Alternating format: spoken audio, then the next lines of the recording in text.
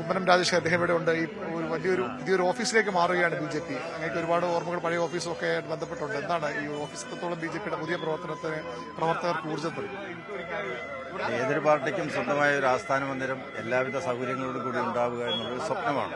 ഓരോ പ്രവർത്തകരുടെയും സ്വപ്നമാണ്. അവരുടെ കഠിനാധ്വാനത്തിലൂടെ അവരുടെ എല്ലാം പ്രതീക്ഷകളും പ്രത്യാശയും ഉൾക്കൊണ്ടുകൊണ്ട് ഈ ഭാരതീയ ജനതാ പാർട്ടിക്ക് കേരളത്തിന്റെ ഒരു ആസ്ഥാന മന്ദിരം ഉണ്ടാകുന്നു എന്ന് പറയുന്നത് ഓരോരുത്തരുടെയും അഭിമാനകരമായ ഒരു മുഹൂർത്തമാണ്. അത് പങ്കുചേരാൻ സാധിക്കുന്നു എന്ന് പറയുന്നതിൽ എനിക്കും വളരെ സന്തോഷമുണ്ട്. ഞാൻ പ്രസിഡന്റായിരുന്ന കാലത്ത് തറക്കല്ലിടാൻ കഴിയും. അതും അമിത്ഷാ തന്നെയാണ് തറക്കല്ലിട്ടത്. അദ്ദേഹം തന്നെ ഈ പൂർത്തിയായ മന്ദിരത്തിന്റെ ഉദ്ഘാടന കർമ്മം നിർവഹിക്കുന്നു. അതിൽ എനിക്കും പങ്കുചേരാൻ കഴിയുന്നു. എന്തുകൊണ്ടും അഭിമാനകരമായ ഒരു മുഹൂർത്തം. BJPയുടെ വളർച്ച വളരെ അടുത്തത് കാണുക പ്രതീക്ഷിച്ച ആളാണ്. ഇനി എങ്ങനെയാണ് BJP എത്ര ശക്തമായി മുന്നോട്ട് പോകുന്നതാണ് പ്രദേശത്തെടുപ്പ് വരുന്നത്? സ്വന്തമായി എല്ലാവിധ സൗകര്യങ്ങളോടും കൂടി ഒരു ആസ്ഥാന മന്ദിരം ഉണ്ടാകുമ്പോൾ തീർച്ചയായിട്ടും പ്രവർത്തനത്തിനുള്ള സജ്ജീകരണങ്ങൾ എല്ലാം റെഡിയായി നടത്തും. അപ്പോൾ ഇതിനെ അടിസ്ഥാനപ്പെടുത്തിക്കൊണ്ട് എല്ലാ പ്രവർത്തകർക്കും വരാനും ചർച്ച ചെയ്യാനും കാര്യങ്ങൾ തീരുമാനമെടുത്ത് മുന്നോട്ടേക്ക് പോകാനും സാധിക്കുന്ന ഒരു അനുകൂലമായ ഒരു അന്തരീക്ഷം സൃഷ്ടിച്ചിരിക്കുന്നു എന്നാണ് ഇതിന്റെ അർത്ഥം. തീർച്ചയായും അതൊരു മുതൽക്കൂട്ടാണ്. അതുതന്നെയാണ് BJPയുടെ പുതിയ ഭാരവാഹികളുമൊക്കെ ഡോക്ടർ KS രാധാകൃഷ്ണൻ അടക്കമുള്ളവരുടെ ചേരുന്നുണ്ട്. എന്താണ് പുതിയൊരു സംഘടന തലത്തിൽ കൂടി വളരെ ശക്തമായ മുന്നേറ്റം നടത്തിക്കൊണ്ടിരിക്കുന്നത്? വളരെ ശക്തമായി തന്നെ. കാരണം ഇതുവരെ കേരളത്തിൽ ഒരു ഗ്രൂപ്പും ഒരു രാഷ്ട്രീയ പാർട്ടിയും ഇത് മുന്നോട്ട് വച്ചിട്ടില്ലാത്ത ഒരു മുദ്രാവാക്യമാണ് വികസിത കേരളം എന്നുള്ളത്. ബാക്കി എല്ലാവരും പറയാറുള്ളത് കേരളത്തിൽ അതൊന്നും നടക്കില്ല എന്നാണ്. അത് നടക്കും. വികസനത്തിന് ആളുകൾക്ക് താല്പര്യമുണ്ട്. നമ്മുടെ വിദ്യാഭ്യാസം പോകുന്നു. നമ്മുടെ 55,000 സീറ്റാണ് പിള്ളേരില്ലാതെ ഒഴിഞ്ഞു കിടക്കുന്നത്. അതെങ്ങനെ സംഭവിച്ചു എന്നുള്ള കാര്യം അറിയണ്ടേ? അതിനാരെങ്കിലും മറുപടി പറയണ്ടേ? ഇവിടെ വിദ്യാഭ്യാസം മനോഹരമാണെന്ന് മന്ത്രി പറഞ്ഞിട്ട് കാര്യമായില്ലല്ലോ. ആരോഗ്യം ഞാൻ പറയേണ്ട കാര്യമില്ല. ഇങ്ങനെ എല്ലാ രംഗവും തകർന്നിരിക്കുന്നു. ആ തകർച്ചയിൽ നിന്ന് കേരളത്തെ കരകയറ്റുന്നതിന് ആവശ്യമായുള്ള വികസന പ്രവർത്തനങ്ങളുമായിട്ടാണ് BJP വരുന്നത്. അതിന് ജനങ്ങളുടെ അംഗീകാരം കിട്ടും എന്ന് തന്നെയാണ് ഞങ്ങൾ പ്രതീക്ഷിക്കുന്നത്. BJP ഒരു പുതിയൊരു ആസ്ഥാന മന്ദിരത്തിലേക്ക് പോവുകയാണ്. അങ്ങ് പ്രസിഡന്റായിരിക്കും. പഴയ ഓഫീസ് നമുക്ക് അറിയാം. പഴയ ഓഫീസ് അത് മാറി വലിയ മാറ്റം മൊത്തത്തിൽ BJP മാറുകയാണ്. അതെ, സ്വാഭാവികമായിട്ടും BJP വളരുകയാണ്.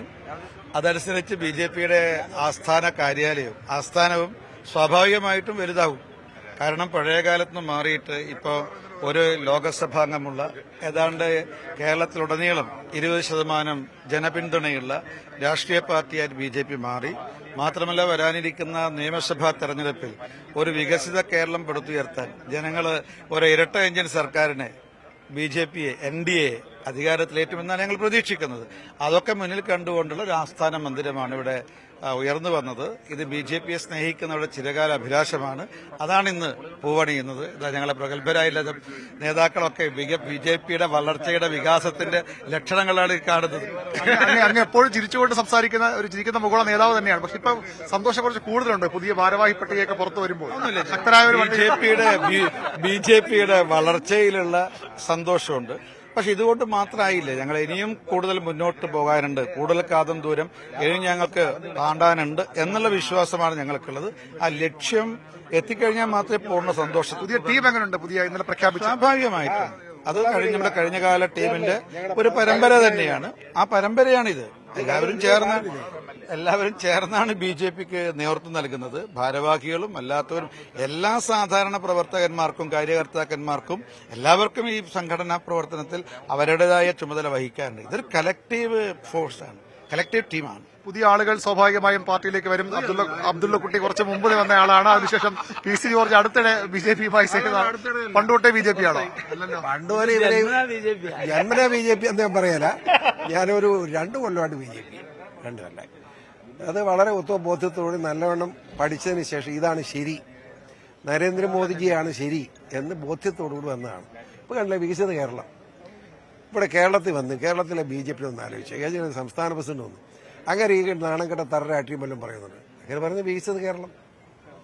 അതിനി ആവശ്യമാണ് കേരളത്തിൽ. ഞങ്ങളെ സംബന്ധിച്ച് മുഴുവൻ തകർന്ന് തരിപ്പണമായി നിൽക്കുക. അത് വിശ്വസിച്ച് BJPക്കൊപ്പം നിൽക്കുമെന്ന് കരുതുന്നു.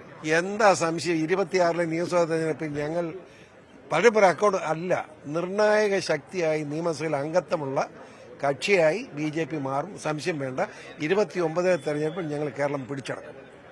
PC ജോർജും നിയമസഭയിൽ ഉണ്ടാകുമോ ഒരിക്കൽ കൂടി? BJP-യുടെ താമര ചിഹ്നത്തിൽ മത്സരിച്ച് PC ജോർജ് ഉണ്ടാവും. PC ജോർജിനോട് നിൽക്കാൻ പാർട്ടി നിർദ്ദേശിച്ചാൽ നിൽക്കും. അത് താമര ചിഹ്നത്തിൽ നിൽക്കും. നിന്നാൽ ജയിച്ചിരിക്കും.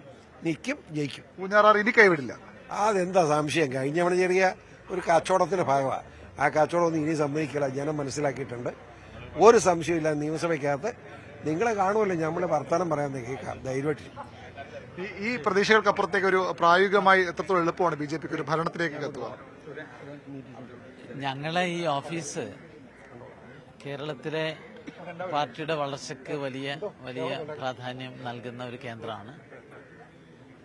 കേരളത്തില് BJP ഭരിക്കുമോ എന്നുള്ള ചോദ്യമാണ് എല്ലാവരും ചോദിക്കുന്നത്. ഇന്ത്യയിൽ ഇതേ ചോദ്യം ഉണ്ടായിരുന്നു.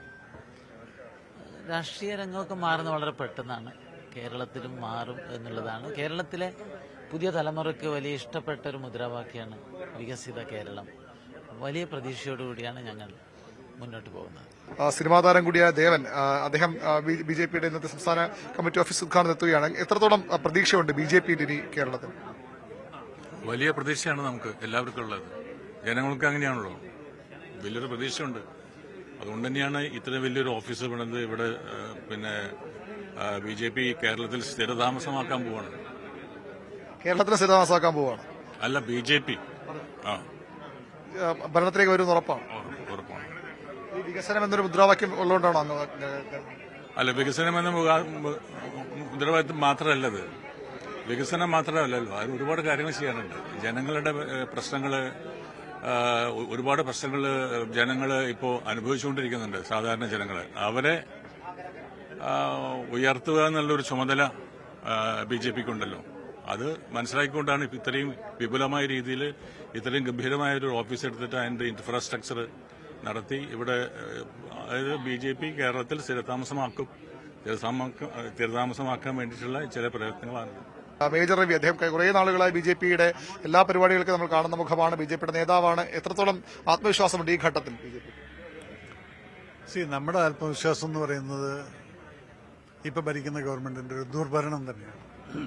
കാരണം ജനങ്ങൾക്ക് മടുക്കുകയാണ്. ഈ പറയുന്ന മുഴുവൻ നുണയും ഒരു വിധത്തിലുള്ള ബെനിഫിറ്റും കിട്ടാതെ വരുന്ന സമയത്ത് ജനങ്ങൾ ഒരാശ, okay why not to try എന്നുള്ളത്, ആ ഒരു ട്രൈ ഉണ്ട്. പ്ലസ് നമുക്ക് നമ്മുടെ ആത്മവിശ്വാസം എന്ന് പറഞ്ഞാൽ ഇന്ത്യ ഗവൺമെന്റ് ഇന്ന് കാണിച്ചു വെച്ചിരിക്കുന്ന ആ ഒരു പ്രോസ്പെരിറ്റി കേരളത്തിലോട്ട് വരണമെങ്കിൽ ഈ BJP-ക്ക് വോട്ട് ചെയ്താൽ മാത്രമേ ജനങ്ങൾക്ക് രക്ഷയുള്ളൂ എന്നുള്ളൊരു അവസ്ഥയിലേക്ക് എത്തിക്കൊണ്ടിരിക്കുകയാണ്.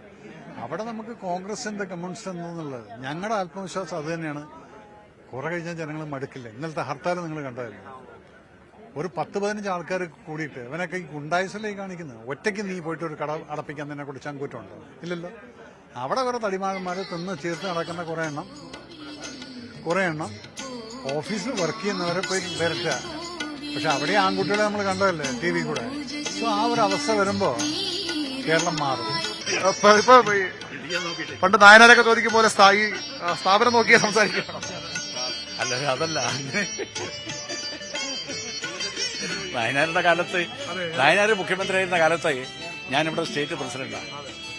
വലിയ സഹകരണമായിരുന്നു ഒരുപാട് കാര്യത്തിൽ, വലിയ കാര്യത്തിൽ. അപ്പൊ ഞാൻ ഈ പ്രസിഡന്റായിരുന്ന കാലത്താണ് ഇത് വാങ്ങിച്ചത്. സ്ഥലം വാങ്ങുന്നത്? സ്ഥലം 999 ഇത് 11 ആധാരമാണ്, 11 അവകാശികൾ. അതിൽ ആദ്യത്തെ ആധാരം രജിസ്റ്റർ ചെയ്തത് 999, പിന്നെ 1/1 ആയി.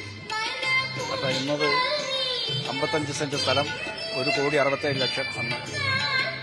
അപ്പൊ അത് ഇങ്ങനെ ഒരു സർവ സംവിധാനത്തോടു കൂടിയിട്ടുള്ള ആധുനിക സംസ്ഥാന ഓഫീസ് ഉദ്ഘാടനം ചെയ്യപ്പെടുന്നത് എനിക്ക് പ്രത്യേകിച്ച് അതിൽ അഭിമാനമുണ്ട്.